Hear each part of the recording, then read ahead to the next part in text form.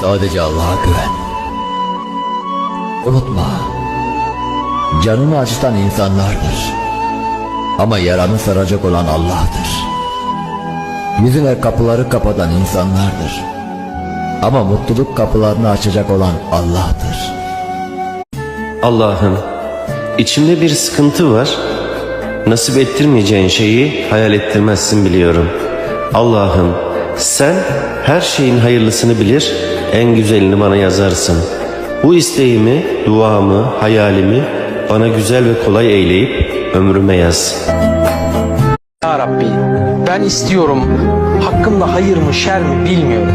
Sen ise her şeyi hakkıyla bilensin. Kuru bir yaprağın rüzgara karşı olan teslimiyeti var kalbimde sana karşı. Sana tevekkül ettim. Sen beni ve isteklerimi hayra yönelt. Sevdiklerine yakın, sevmediklerinden uzak eyle beni.